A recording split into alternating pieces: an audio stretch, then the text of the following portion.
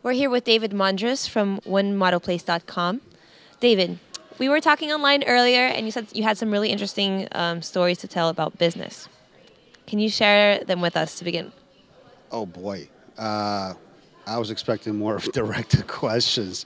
I'm dealing with a situation of declining subscriber revenue, and I'm trying to improve that by using various SEO techniques and customer outreach and changing the content of the message.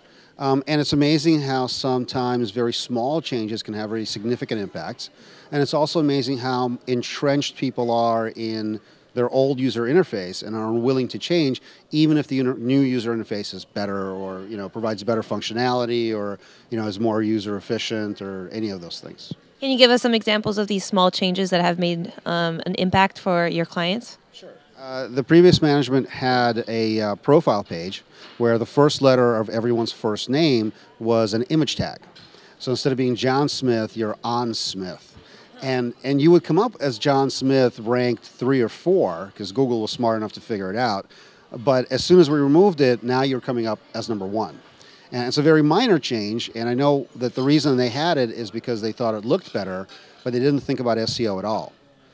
So just introducing that by itself improved things. And what about people being able to adapt to new platforms?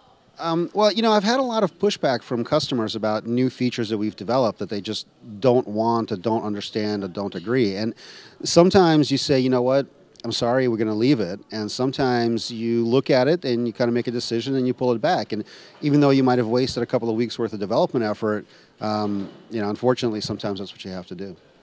What are some of the main things that you learned here at the conference today that you think you're going to be able to implement? I got to pull out my list then. I was taking notes. Let's see.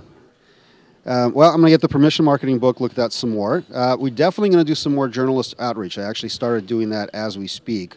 And we're going to look more at the pitch engine and PR web and see if we can connect with local reporters and local news agencies, because I actually think we have a very compelling story.